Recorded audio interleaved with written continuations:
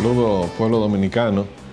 Hoy, jueves 11 de abril del año 2002, les traemos otra edición de su programa Agenda Nacional, que les llega por este multimedio de Teleradio América, Canal 45 UHF, Canal 45 de varios sistemas de cable en el área metropolitana de la capital de Santo Domingo, de igual manera del área metropolitana de Santiago de los Caballeros y más recientemente de la ciudad de La Vega Real.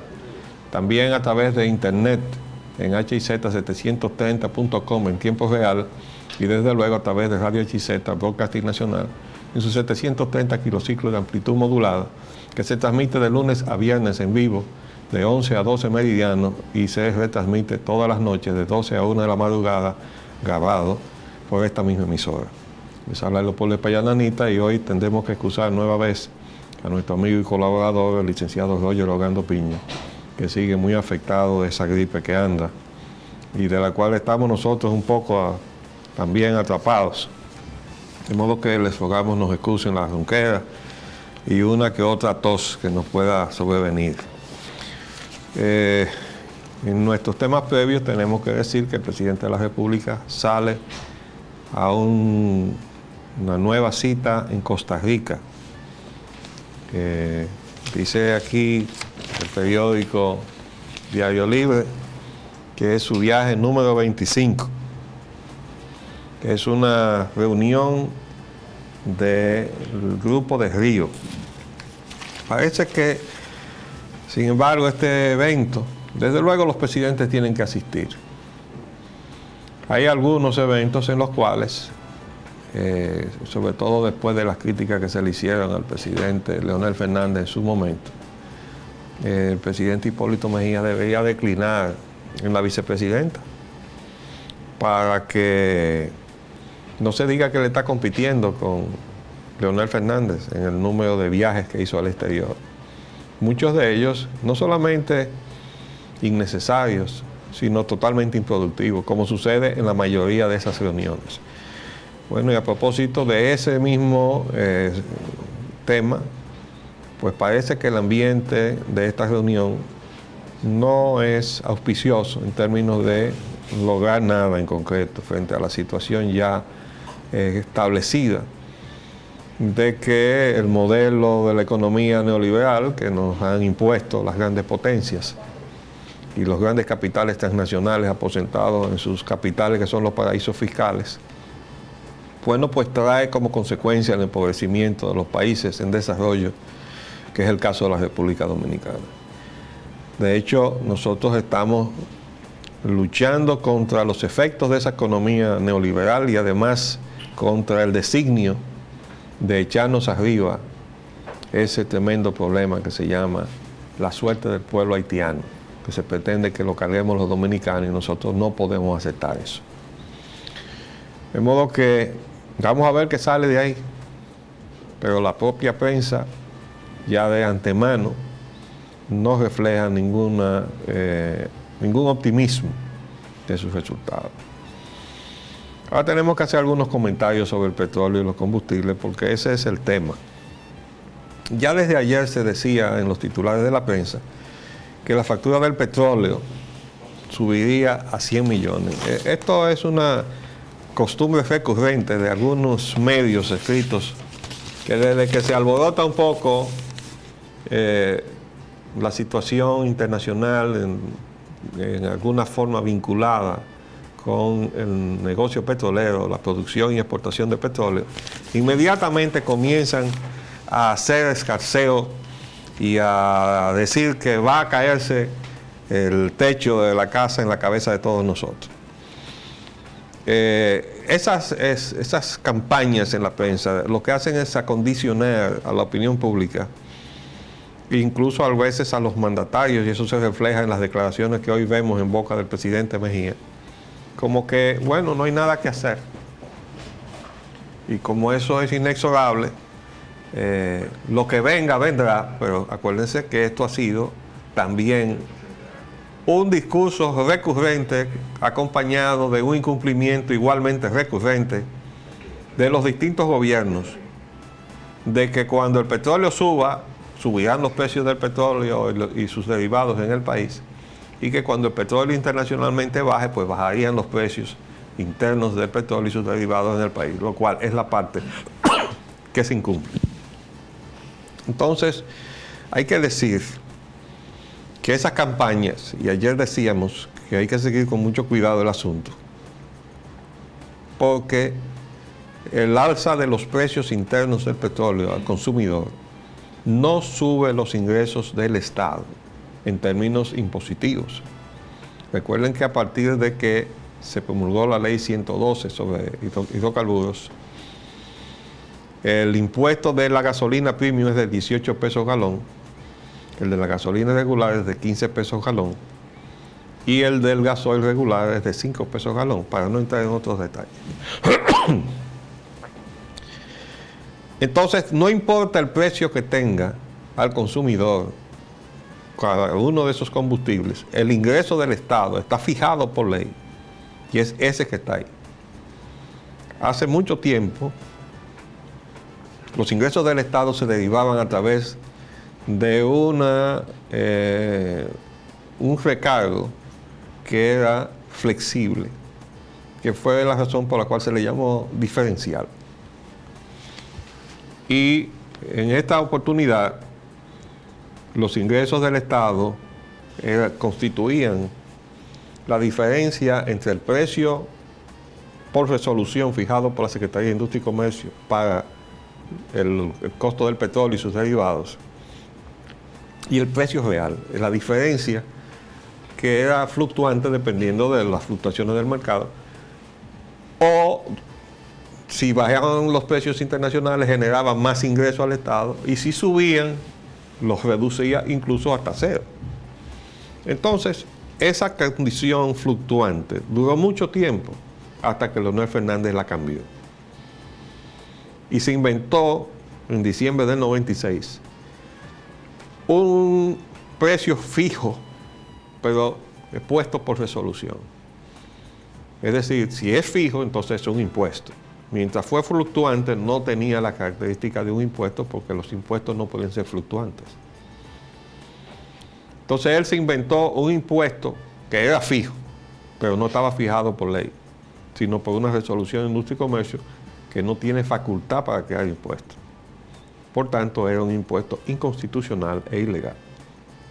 Pero que se cobraba y se debía cobrar con fuerza de impuesto. Excepto que en la realidad algo pasó, porque cuando se le iba a entregar a este gobierno, la liquidación del impuesto arrojó solamente unos 800 millones, de acuerdo al balance que ofrecieron las actuales autoridades y a las declaraciones que daban los portavoces del gobierno saliente de Leonel Fernández. Pero resulta que a mí eso me daba 7.500 millones. Y yo he estado preguntando desde el principio, primero alerté a este gobierno desde antes de sentarse. Cuidado, no toquen el asunto de los precios hasta que ustedes investiguen qué pasó con esta diferencia que a mí me da. Bueno, pues no investigaron nada. Todo se quedó así. Le dieron absolución a los funcionarios del gobierno anterior con todo lo que habían hecho. Y ahora resulta que si ustedes ven las declaraciones del actual presidente de la Refinería Dominicana de Petróleo y otros funcionarios, el nivel de ingreso coincide con el que nosotros habíamos estimado para el año 2001. Y eso que está declinando el consumo de los combustibles. Porque el alto costo de esos combustibles pues genera un ahorro forzoso a la población. Y entonces ha ido declinando bastante notoriamente el consumo de los combustibles. Y no obstante eso, los ingresos están en el nivel que nosotros habíamos proyectado para el año 2000, que fue cuando el gobierno de Leonel Fernández le entregó a Hipólito Mejía. Pero esos 7.000 millones de diferencia no aparecen, ¿eh? Y no se han buscado. Como no se han buscado tampoco los miles de millones desviados del subsidio generalizado al gas licuado de petróleo de uso doméstico en la gestión de Leonel Fernández y de su secretario de Industria, que era el señor Luis Manuel Bonetti, que nosotros hemos denunciado públicamente y a través de documentación que hemos depositado en distintas instancias gubernamentales de este gobierno, para que no se haya hecho nada. Ahora, yo no digo que no se está haciendo. Probablemente se está haciendo y muy calladito. Ojalá, ¿verdad? Y que un día nos digan, bueno, aquí está un expediente contra fulano de tal, vamos a sentarlo allí. Porque no se puede. Porque cogió demasiado, entonces no lo podemos sentar porque es un escándalo muy grande. Eso me recuerda a mí la experiencia que yo tuve ya hace muchos años, durante el gobierno de Jorge Blanco, que me tocó visitar la Secretaría de Educación, siendo la titular Ibelice Prats de Pérez. Y coincidió, yo fui a tratar los asuntos de una documentación que necesitaban mis hijos, que se validaran en la Secretaría de Educación. Y había una reunión de los funcionarios de la Secretaría, y en el momento que yo entré al despacho, y escuché que había un índice de analfabetismo en este país de encima del 50%, 52% si la memoria no me engaña. Y yo me espanté porque yo nunca había escuchado que el problema del analfabetismo en este país estaba tan alto. Y cuestionando yo a los funcionarios que estaban allí, en lo que yo terminaba o se me complacía en la gestión que fui a hacer, yo les decía, ¿y por qué eso no se dice? Porque nos da vergüenza que se conozca eso. Bueno, así estamos nosotros con todas las situaciones que reflejan la verdad terrible en que está sumergido el pueblo dominicano, y nosotros necesitamos que la verdad se conozca. Entonces, ahora, con todo este asunto del petróleo, nosotros tenemos que decir que hay situaciones que se dejaron del gobierno pasado y que no se ha cuestionado para nada, se ha dejado así, y eso no se puede quedar así. Esas cosas tienen que ser puestas donde corresponde. Primero tienen que ser investigadas, y si tienen alguna base, entonces tienen que dar inicio a las acciones punitivas del lugar frente a la justicia. Y que no se diga después, que eso es persecución política. No, persecución política significa cuando el gobierno hace abuso de autoridad. Pero cuando usted da paso a acciones de justicia sobre base de expedientes debidamente comprobados, bueno, eso es justicia, se acabó, justicia. Porque lo otro sería consagrar la impunidad, porque todo es política. Bueno, un gobierno, ¿qué está haciendo? Estoy haciendo política. Está robando, ¿verdad? Pero está haciendo política. Entonces, cuando él se va, no se le puede poner la mano porque sería persecución política. Qué bueno. Entonces, de gobierno a gobierno se consagra la impunidad. Entonces, por eso se deteriora la fe de los pueblos latinoamericanos, no solamente del dominicano, sino de los pueblos latinoamericanos en la democracia. Y también, como es natural, pues se desmerita la imagen y se desacredita la democracia. Se desmerita la imagen de los políticos y de los partidos políticos, porque el pueblo acaba de entender finalmente que no están allí más que para llevarse lo que no es suyo. Entonces eso, que es el reflejo de la verdad, y por eso hay que recordar que el presidente actual dijo en una ocasión, creo que siendo todavía presidente electo en Europa, que el 98% o el 99% de los políticos latinoamericanos eran corruptos, excepto él. Entonces tiene que demostrar aquí que realmente esa excepción sigue en su gobierno, porque está rodeado como una isla de corrupción por todas partes. Esa es la verdad, presidente. Entonces, con esto del petróleo hay que tener cuidado. Hay que tener cuidado.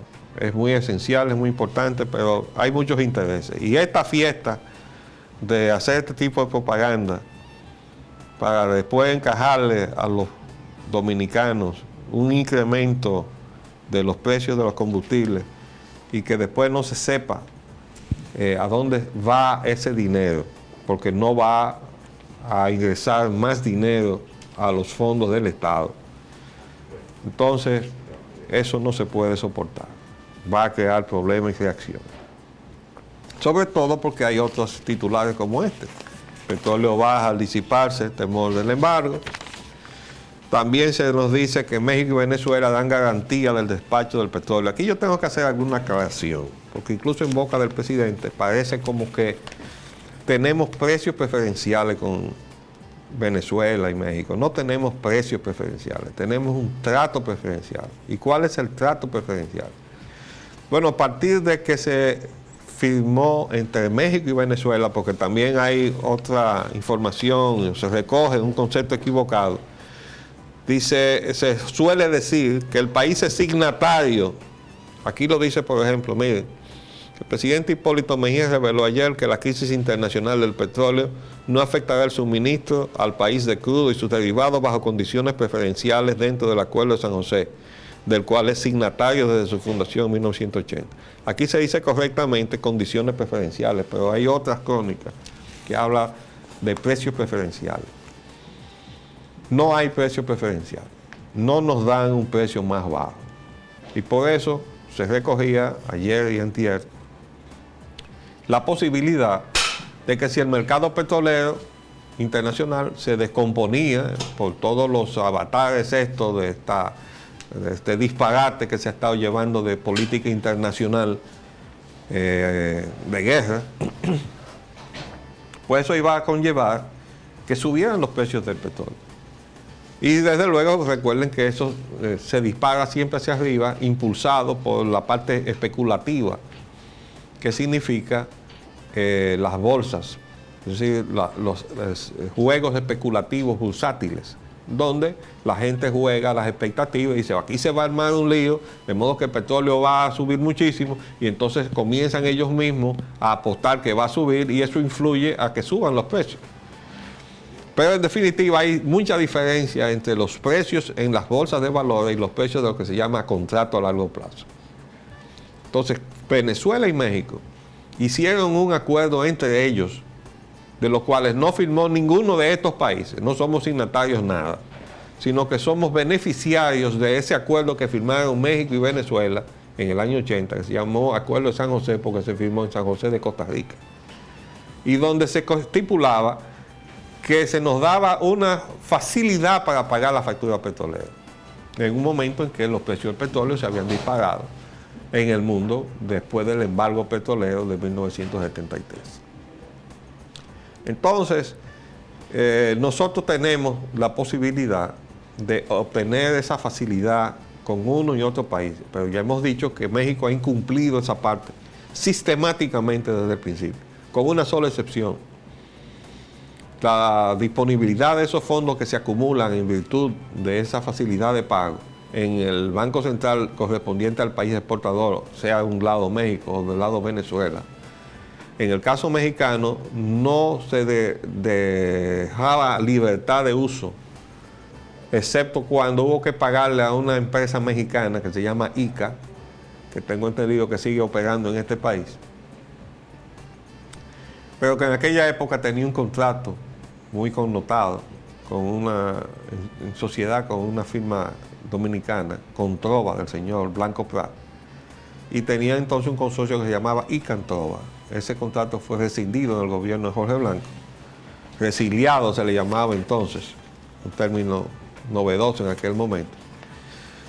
Y entonces eso ocasionó una litis internacional, de la cual fue entonces penalizada la República Dominicana y tuvo que pagarle a la firma ICA, que por cierto era propiedad del entonces presidente del Banco Interamericano de Desarrollo, Antonio Ortiz Mena, mexicano y antiguo ministro de Hacienda de los gobiernos del PRI. Y esa empresa, ICA, era una empresa protegida por el PRI porque le daba dinero al PRI. Era un mecanismo de ingreso al partido de gobierno de México, al extremo de que cuando una comisión dominicana fue a dialogar a propósito de esa rescisión, y yo fui parte de esa comisión y la encabezaba Tuey de Camps, que era secretario de la presidencia, el entonces presidente de México, Miguel de la Madrid, nos recibió diciéndole a la comisión dominicana que, en fin, que ese problema de ICA, porque no le importaba con Trobas y no solamente la empresa mexicana, era para el gobierno mexicano una piedrecita en el zapato. Ustedes saben lo mucho que molesta una piedrecita en el zapato. Bueno, pues cuando el presidente mexicano nos recibe con esa frase, nos está diciendo, sáquenme la piedrecita del zapato. Esa piedrecita era la influencia que le daba frente al gobierno mexicano de entonces y de todos los demás gobiernos del PRI, el hecho de que era una compañía que le aportaba fondos cuantiosos al partido de gobierno. Entonces el acuerdo se incumplió siempre con México, excepto para pagarle a ICA. Esa fue la única vez que se liberaron fondos para eso. Después no se ha podido mover un centavo más. Y recuerden que el presidente Mejía viajó la última vez en el propósito de lograr con el presidente Fox perdón, un cambio de esa política. Pero no se ha visto. Entonces, quería aclarar que nosotros que tenemos una posición pasiva de o lo coge o lo deja. Nosotros no somos signatarios de nada. Y los países simplemente nos suplen. Ellos tienen un pacto de no agresión entre sí. Por eso yo llamé a ese acuerdo un pacto oligopólico. Y el entonces funcionario de la Cancillería venezolana aquí, de la embajada, no recuerdo su nombre, se lo tomó a mal. Yo le dije, no, yo estoy diciendo esto con absoluta objetividad y sin ánimo de ofender a nadie. Demuéstreme que México y Venezuela están compitiendo, entonces yo retiro el calificativo de oligopólico. Es oligopólico los acuerdos que toma, o son oligopólicos los acuerdos que toma la OPEP. ¿Por qué? Porque lo que hace es que, como un cartel oligopólico, que tiene una influencia marcada en el mercado internacional, reparte cuotas entre sus miembros, que esto muchas veces las incumple, pero con el propósito de administrar el mercado y no competir entre sí. Entonces, todo lo que se haga sobre la base de no competir son acuerdos oligopólicos. Y lo que hicieron México y Venezuela al crear el acuerdo de San José fue crear un acuerdo oligopólico. Ahora tenemos también el acuerdo de Caracas, que es solamente de Venezuela, y eso nos da tranquilidad de que no nos faltará el abastecimiento. Pero eso no quiere decir que si los precios fluctúan, estos precios tampoco fluctúan. Vamos a hacer un paréntesis y volvemos.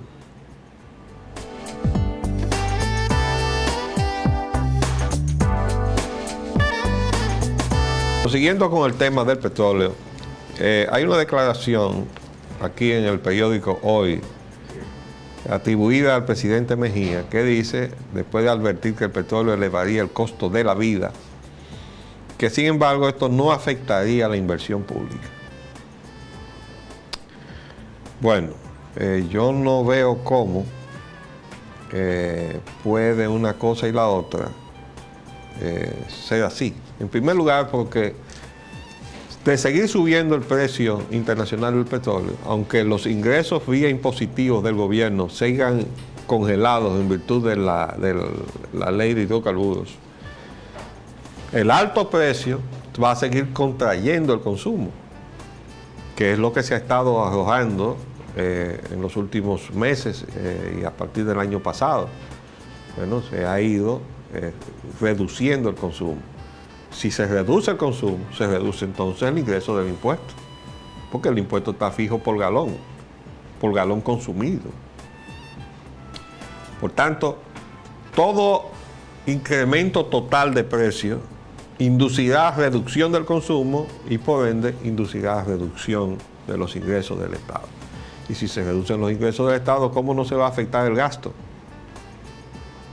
Tiene que afectarse el gasto, sea para inversión o sea para cualquier otro destino que esté previsto en el presupuesto de la nación. Yo creo que esto es el resultado de una falta de comprensión de cómo funciona este círculo vicioso de la economía en lo que concierne a los ingresos del Estado. Por otro lado, tenemos otras afirmaciones tranquilizadoras. Aquí dice el secretario del Tesoro de los Estados Unidos que no habrá crisis petrolera. Y lo dice un cable desde París, que dice que pese al anuncio de suspensión de las exportaciones de petróleo hecho por Irak, el secretario del Tesoro estadounidense Paul O'Neill no cree que los precios observen un alza exagerada, según declaró en París tras una entrevista con su colega francés Laurent Fabius. Entonces, abajo dice, OPEP mantendrá su nivel de producción hasta junio. Es decir, no va a reducir, no va a incrementar, pero va a mantener estable su oferta. Entonces, no hay por qué alarmarse ni asustarse con todas estas cosas. Hay, desde luego, una tensión en el Medio Oriente, innegable, que esperamos que con la visita del secretario Powell se pase del dicho al hecho, porque hemos dicho que el gobierno de Estados Unidos ha tenido desde el principio un discurso ambiguo que el señor Sharon ha interpretado a su mejor parecer. Él ha considerado que le están dando tiempo para él aplastar a los palestinos y de paso llevarse de encuentro a Arafat. Yo tengo la percepción de que inicialmente eso fue un concepto que prevalecía en algunos círculos, por lo menos, si no en la totalidad, por lo menos en algunos círculos poderosos del gobierno de los Estados Unidos. Sharon lo sabía y fue a hacer lo suyo. Pero la cosa ha ido al punto que ya ayer veíamos en unas encuestas que la popularidad del presidente Bush va para abajo. Y tiene que ir para abajo, porque ya le habíamos advertido que con la experiencia de su padre, el entonces presidente George Bush padre, cuando la tormenta del desierto, aquella campaña contra Irak, él tenía un nivel de popularidad semejante al que inicialmente tenía su hijo. Pero que finalmente la situación de la economía de los Estados Unidos lo derrotó. Al punto que cuando fue a elecciones, Bill Clinton, un desconocido, un gobernador de un pequeño estado de Arkansas, lo derrotó en las elecciones. Y le decíamos al actual presidente Bush, véase en el espejo de su padre. Porque la posición que usted tiene en este momento, agresiva, sobre todo aislada, dejando a Estados Unidos solo, sin sus aliados, va a ir deteriorando la confianza del pueblo norteamericano y por tanto socavando la economía de los Estados Unidos, que ya estaba en recesión. Es decir, lo que le era provechoso a él, en términos políticos, de mostrar una posición agresiva y abrirse frente aquí y allá y decir que Estados Unidos era la gran potencia y única potencia del mundo, lo cual es verdad. Lo que no es cierto es que sea un imperio, como quieren otros. Y cuando pretenda ser un imperio, va a chocar con la voluntad de la mayoría de los norteamericanos, que no van a aceptar eso. Entonces, poco a poco, en la medida que comenzaron a llegar los muertos norteamericanos, en que la economía no despega, y que además ahora Ariel Sharon lo desafía abiertamente, la posición del presidente Bush se ha ido deteriorando y se va a deteriorar más. Esa es nuestra apreciación. Entonces, vamos a ver, no va a haber crisis petrolera. Yo no creo, ya le he explicado que no le conviene a los OPEP hacer eso. Y por esa razón no va a hacer un boicot, porque el espacio se lo van a llenar otros, incluso de producción del mismo suelo norteamericano. También tenemos que el secretario de Industria y Comercio, Giuliani, informó que la República Dominicana está importando petróleo de Aruba y de Estados Unidos. Aquí está. Es decir, en todo caso, el suministro estaría asegurado. Lo único que podría haber es una variación de precios, tomando en cuenta que los precios del petróleo de Venezuela tienen una franja de más de $2 de diferencia con los Estados Unidos, de $2, casi $2.50. Entonces, si tenemos que comprarle a Estados Unidos, entonces tendremos petróleo, pero más caro. probablemente si compramos en Aruba, bueno, pues podemos conseguir precios comparativamente semejantes al de Venezuela. No obstante, el secretario Hugo Giuliani anuncia que para este fin de semana la gasolina bajará de precio. Eso es algo alentador y vamos a esperar que el mercado internacional permita que esos precios se mantengan estables, porque de ahí se desprende que no se afecten los precios internos que ya se han disparado, porque con el asunto, el jueguito que tiene el Banco Central con la tasa de cambio, todo se ha disparado. Las medicinas se han disparado, muchísimos artículos de importación se han disparado. Entonces, definitivamente, el Banco Central está actuando en contra de la condición de vida de los dominicanos. Pero ya hemos explicado una y otra vez que ahí no hay representación del interés de la mayoría de los dominicanos. Hay 3 funcionarios del gobierno y el resto son representantes del sector privado designados por el gobierno, que lo que representa son intereses particulares de grupos. Y es decir, que la Junta Monetaria es una cosa como un pastel que se ha dividido. Aquí está la tajada de fulano, la del prensejo, la del sutanejo, y allí están todos sentados para defender sus intereses particulares. Entonces, como muchas veces los propios funcionarios del gobierno tampoco defienden el interés del pueblo dominicano, como es el caso del gobernador del Banco Central, como fue el caso del secretario de Finanzas, que era otro de los miembros de su oficio del gobierno en la Junta Monetaria, el saliente, me estoy refiriendo al señor Fernando Álvarez Bogar, y el nuevo que ha entrado, pues parece que viene con la misma música neoliberal, de modo que ese tampoco va a representar allí los intereses del pueblo dominicano. De modo que hay pocas voces, y tengo entendido que el secretario de Industria y Comercio es una de ellas, que no está de acuerdo con la devaluación del peso dominicano, pero allí hay una mayoría aplastante de gente que sí está de acuerdo con eso. Vamos a ver hasta cuándo. Ya hemos emplazado al presidente de la República a que ponga su voz en una forma definitivamente clara, porque él ha dicho que no quiere la devaluación, pero mientras tanto ha estado tolerando que la Junta Monetaria devalúe la moneda, que fue lo último que hizo en esta semana. Entonces el presidente va a tener que definirse frente al pueblo dominicano. En la devaluación, presidente, para que estemos claros, la devaluación de la moneda es un instrumento de deterioro de la condición de vida de los dominicanos. Sus ingresos de los dominicanos trabajadores es en pesos que les entran, no en dólares. Por tanto, cuando se devalúa el peso, se le está quitando poder de compra a todos los hogares dominicanos, porque todas las demás mercancías se encarecen. Entonces eso es, yo no sé si sus asesores se lo están explicando a usted así. Ojalá que le llegue a usted esta voz y que le llegue sin ningún tipo de distorsiones, de esas cosas amañadas por los chismes, ¿no?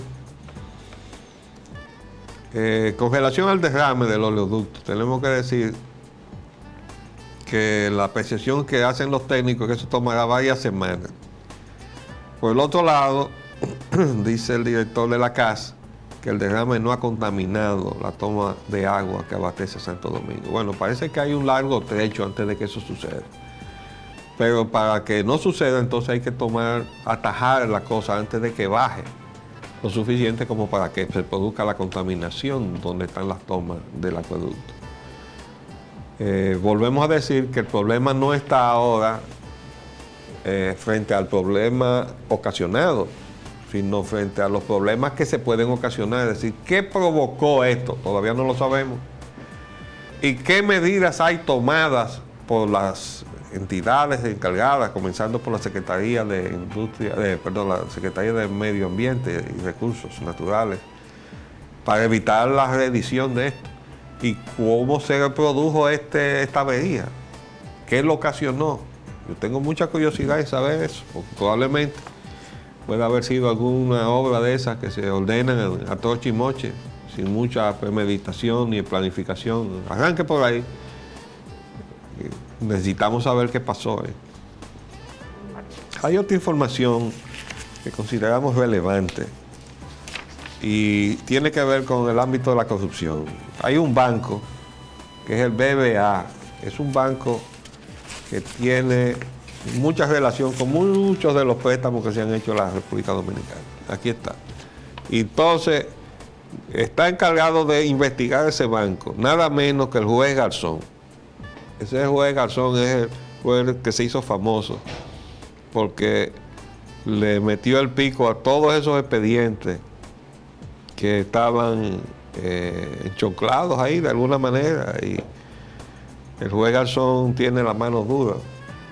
De modo que si ahí hay cosas como parece que existen, dice, desde diciembre de 2000 hasta marzo de 2001, el Ejecutivo y la entidad bancaria española están involucrados en acuerdos por valor de 85.7 millones de dólares. Eso es aquí en la República Dominicana. Pero el Banco Bilbao Vizcaya Argentaria está en investigación por supuestos manejos indebidos con fondos de pensiones, apertura de cuentas en paraísos fiscales, y es una de las entidades con las que el gobierno dominicano se ha vinculado mediante la firma de contratos de préstamo. Es decir que ahí vamos a salir salpicados, presidente. Usted mismo hablaba del salpique de la corrupción. Bueno, vamos a esperar que el juez Garzón haga su tarea. Él sabe hacer su tarea. También tenemos que comentar algunas cosas con relación a el tema de Haití. Porque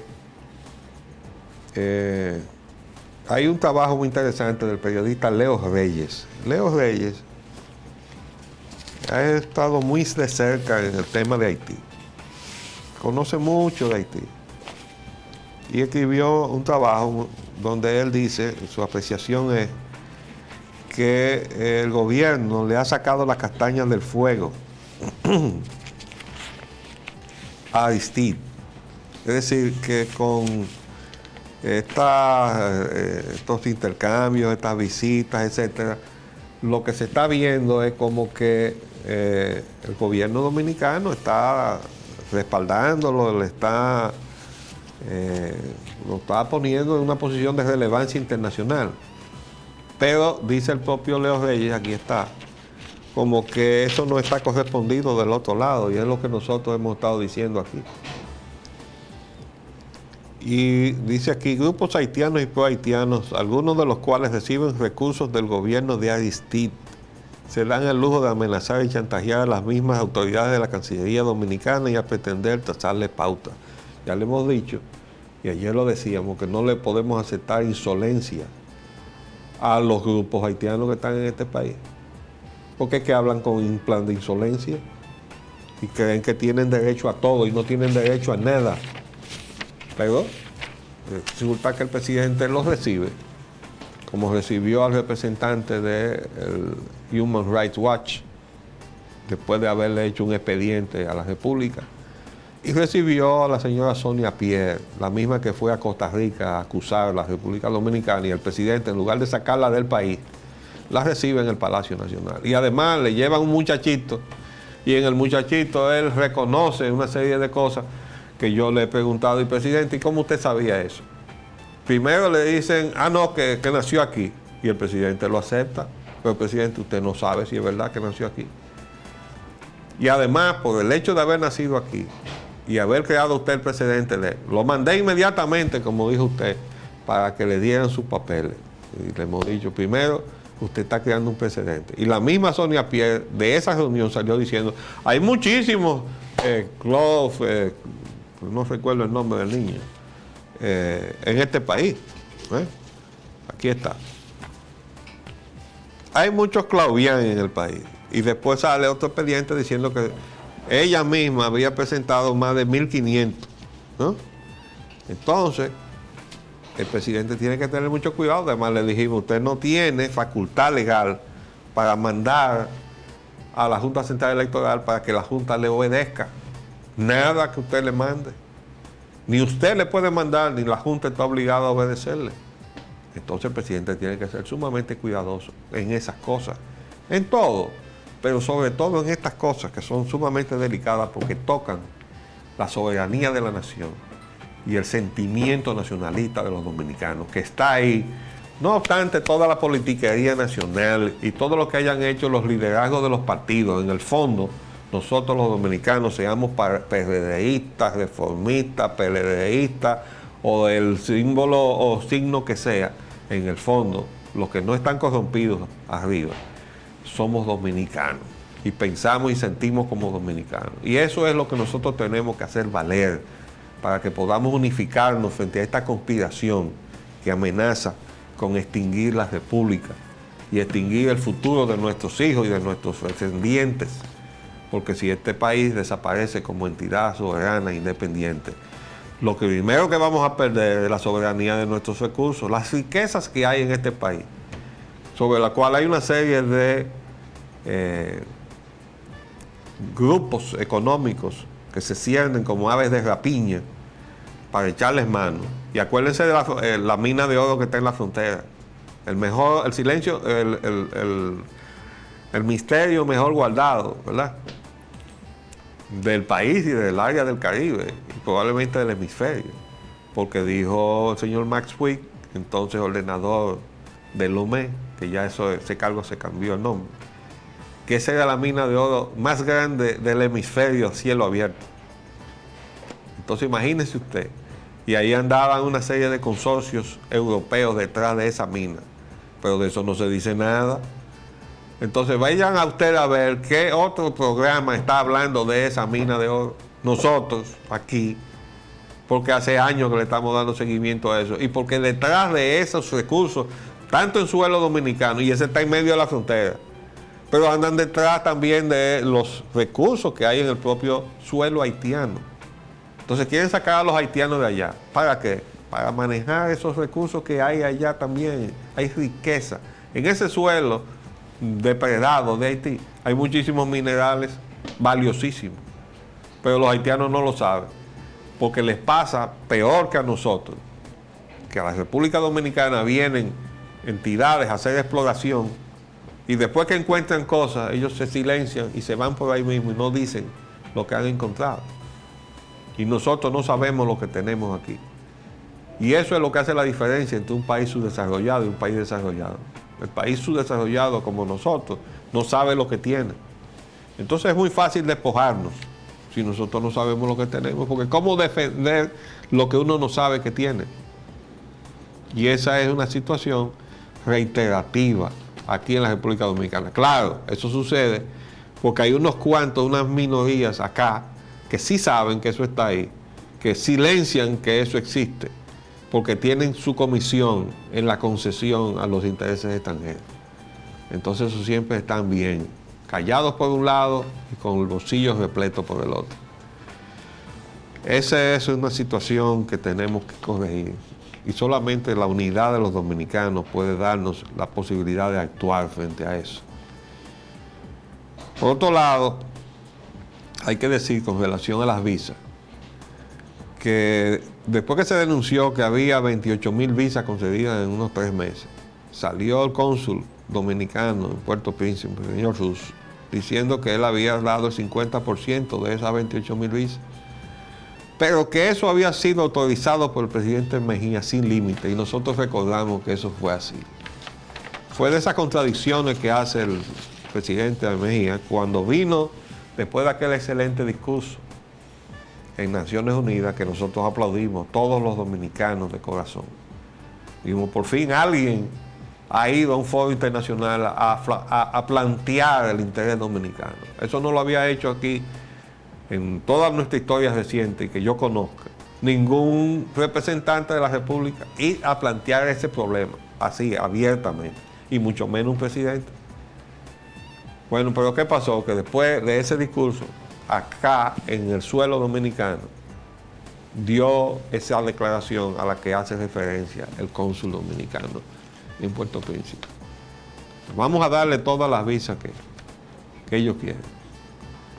Entonces, por eso, presidente, la última encuesta de Hamilton hoy dice que hay un gran descreimiento en sus palabras y en usted. Ya explicamos que eso es resultado de que usted es quien habla en nombre de la República, y si usted se permite el lujo de decir una cosa hoy y hacer otra, o decir una hoy y decir otra mañana, ese deterioro es inexorable e inevitable. Y por último tenemos que decir que lo afirma un funcionario de la Cancillería, que Haití incumple el protocolo de recibir a sus repatriados. Es decir, eso se firmó aquí hace poco tiempo, de que cuando se mandaran a su país los haitianos, el gobierno haitiano tenía que recibirlo y ellos se niegan a recibirlo. Quizá como una pretensión y protesta de que los estamos devolviendo y que ellos quieren que se quedaran acá. Pero también debo agregar, para terminar, que se está incumpliendo el acuerdo firmado en Washington el 31 de enero de 1938 que obliga a Haití a que no permita que sus nacionales pasen de este lado de la frontera sin estar cumpliendo con los requisitos de la Constitución y las leyes dominicanas. Se nos terminó el tiempo por el día de hoy y volveremos en el día de mañana para cerrar esta semana. Ojalá que ya esté repuesto nuestro amigo el licenciado Roger Orlando Piña. De todos modos estaremos aquí, aunque roncos, a cumplir con ustedes. Les habló en esta ocasión Leopoldo Espaillat Anita.